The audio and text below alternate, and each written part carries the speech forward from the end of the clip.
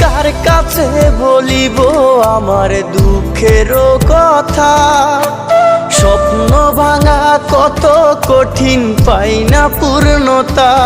আমি কার কাছে বলিব আমার দুঃখের কথা?